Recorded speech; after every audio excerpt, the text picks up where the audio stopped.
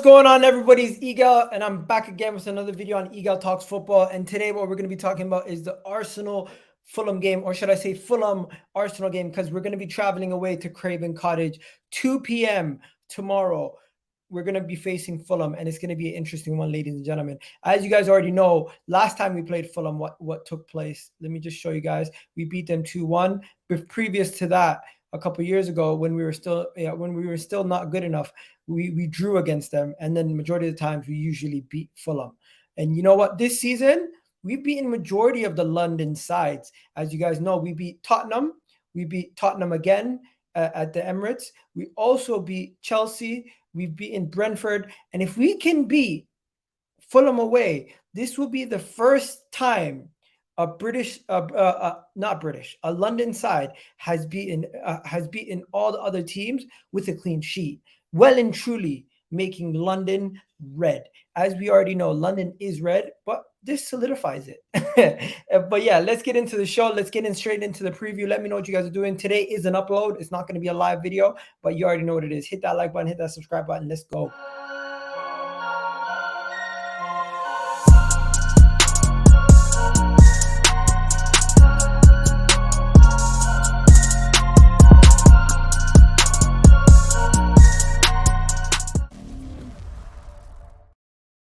Yes, people. So first things first, let's just get straight into some of the injury conversation. So this is Leandro Trossard, and he picked up an injury in that game that we already know about. And what's going to happen is we're going to find out when he's going to be back. So a little update, Leandro Trossard is a very small chance of being back before the international break. So he's most likely going to be out until the Leeds game on April 1st.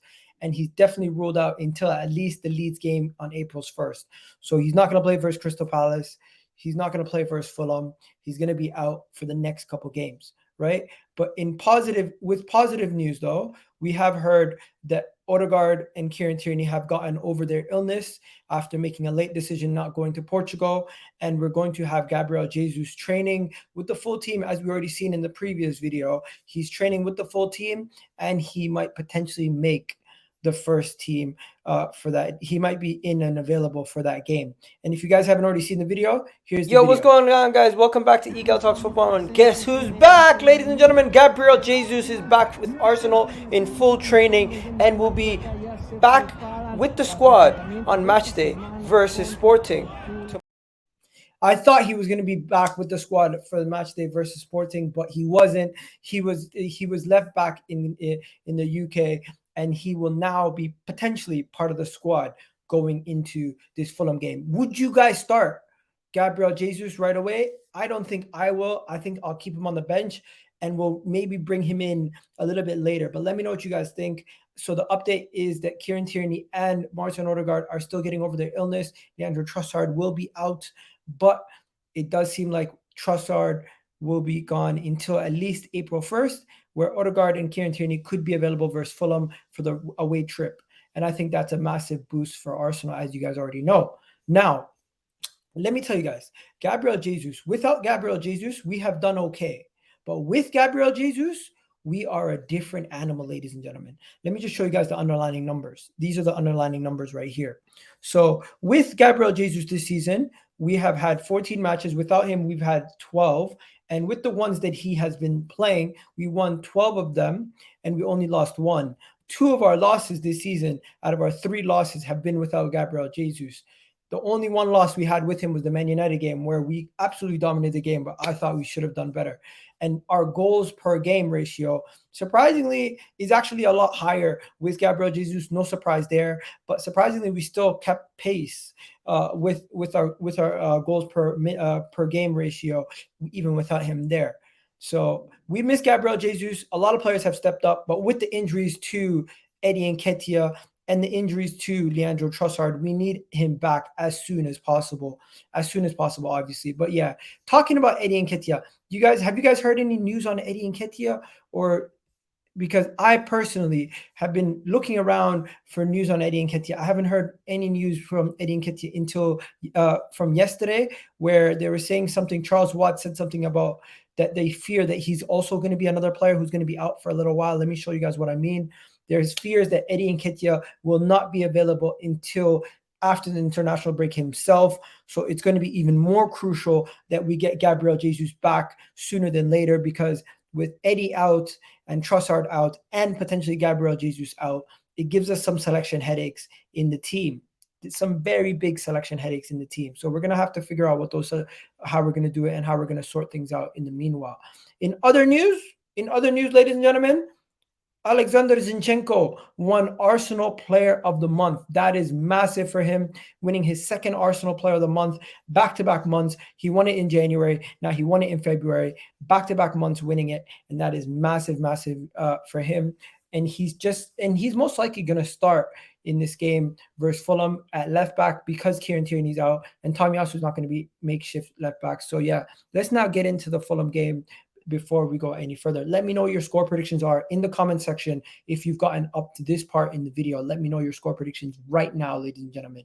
Also, let's hope Lokonga and the guys can do something versus Man City, because I'm filming this right now before the Man City game, actually during the Man City game. So let me know what you guys think in the comment section. Let me know what you guys are saying. Hopefully they can do it. But yeah, at this moment in time, I am hopeful that we can get some sort of result from Man City, Fulham, but let's not worry about that. Let's just focus on our business, getting our wins, getting our job done, getting everything done. As you can hear, my stomach is growling because I'm hungry for that league title, bro. But this is some of the options that we have. So this right here is the most extreme option. This is probably the most realistic option. If Fabio Vieira will start, if we have a situation where Ødegaard's not playing and the rest of the team will be the same, except for you swap Leandro Trossard with Reiss Nelson. This right here will be the situation where if Ødegaard is available, he starts. You have Zinchenko. The back line stays the same. Ramsdale, Ben White, Saliba, Gabriel, Zinchenko. They don't go anywhere, ladies and gentlemen. Thomas Partey, Xhaka, they don't go anywhere. Bukayo Saka and Martinelli are undroppable. So in my opinion, this is where the changes can take place. So you can have a situation where you change Fabio Vieira and Ødegaard in that position. You have a situation where you could change Smith Rowe and put him in the Fabio Vieira Ødegaard position, but he hasn't played there in a long time. So I think that's a little bit of a risk. And then you have the situation where you can just pick between Reiss Nelson or playing Smith Rowe in that position. So let me know, ladies and gentlemen, what would you guys do if you had the choice right now to play Smith Rowe at left wing or Reiss Nelson at left wing? Out of those two, who are you going to play? Because that's kind of the selection headache right now that we have. If we're going to make a selection change, it's going to be, do you play Reiss Nelson or do you play Emil Smith Rowe? And for me, here's my case. I think because we haven't seen enough from Emil Smith Rowe fitness-wise, starting him in the game and then bringing on Reiss Nelson. Reiss Nelson can be an instant impact, but Reiss Nelson has shown that he is going to be a game changer, and maybe starting him away at Fulham will help us instead of having Reiss Nelson, who could potentially be an injury risk or might not be up to scratch yet. I still haven't seen enough from Reiss Nelson to say he deserves a start.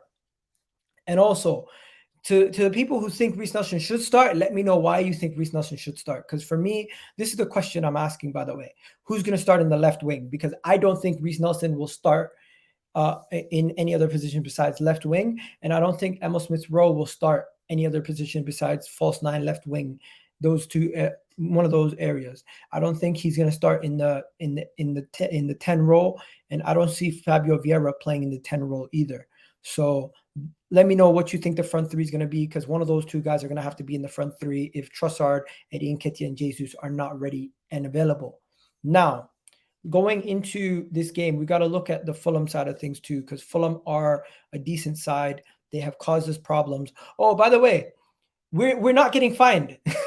We're not getting fined. Common sense prevailed. Arsenal are not going to get fined by the FA over the stupidity. They thought they're over the celebration that we had in the 97th minute winner. They're not going to fine us. They're going to allow us. That's great. Absolutely love it. And I'm happy about that situation there, because imagine if they did actually the FA charged us for that. That would have been so silly. So silly. But yeah, let's look at Fulham and who they have missing this game, because we have Elneny, Trossard, Kieran Tierney, Gabriel Jesus, and Eddie Nketiah most likely all going to be missing. But I think Kieran Tierney and Jesus could potentially make the team. You have a situation where they're going to miss Paulinho 100% due to suspension. Tom Kearney is ankle, could be out for a few days, and then the other two guys also could potentially be out, but they're not big misses, are they? Kazawa, I haven't seen him play too much in my opinion. But yeah, looking at Fulham's team, the threats are going to be on this side here. So defensively, Ben White's going to have to be solid because Willian is a problem. He's been doing really good. Pereira has been really good in the midfield for them, scoring a lot of goals, contributing. Reed also. Their defender, Ream, has been really good on set pieces. Leno's going to be facing up against his old team, Arsenal. And then on our end, Saka is going to have a really good day versus Robertson, because Robertson is very attacking as a left back. So Saka is going to have to help out. On the other side, really and truly, Reed is really might worry me, but Tay, I'm not too worried about Tay. But yeah, Zinchenko is going to be in and around the midfield pocket helping out. So we're going to need Gabriel to step up big time like he always does. And Partey is going to be crucial in this game. I really do think this is going to be the team that we go with. And I really do think this might be the team that they go with. I don't think there's many changes that are going to happen in the squad. But yeah, with that being said, I need Arsenal. Just for the record's sake, just to break the record, I need Arsenal to keep a clean sheet in this game. I would absolutely love it if we could keep a clean sheet in this game, because if you guys don't already know, this is Arsenal could become the first London club in history to win 5 away London derbies with a clean sheet if we beat Fulham without them scoring tomorrow. We need to make history. We need to make history, ladies and gentlemen. We beat Tottenham 2-0. We beat Chelsea 1-0. We beat Palace 2-0. We beat Brentford 3-0. We need to win tomorrow versus Fulham. It doesn't matter how we win realistically. We need a win. But my prediction is going to be a 2-0 Arsenal victory. And I think it's going to be very difficult. I think it's going to be a very difficult game. I'm not disrespecting the opponent. I think Fulham are going to be a really good team, but I just give us the little bit of the edge. And I think with our fully fit defense and fully fit midfield, I don't think even with rotation in the attack, we still have enough to win. And I still believe we can do it. And I think we can go there and even keep a clean sheet. I know it might be Fulham might be the toughest away game that we've had in London this season, because they have had Manchester City have had trouble there, Manchester United have had trouble there, and Chelsea have had trouble there. And even I think Liverpool had trouble there. So we're going to have to wait and see. But for me, I'm going with the 2-0 Arsenal victory. Let me know what you guys think in the comment section about that. And yeah, we leave it there. Hopefully we go and beat Fulham. Hopefully we have ourselves a great weekend. Hopefully everyone enjoyed this video and you absolutely smashed a like on the video. And if you aren't already a subscriber to the channel, please do subscribe to the channel. Eagle Talks Football. We talk about Arsenal and we talk about Premier League and whatever else is going on in world football. And if you guys want to check out some of my short videos, I also do a lot of shorts. So go check that out also. Have yourselves a wonderful day. I know this is not a live stream, so it's quite easy for you guys to compact and watch. Have yourselves a great day. Hopefully you enjoyed this video and you leave a goddamn like on the video. I'm out, people. Have a good one. Peace.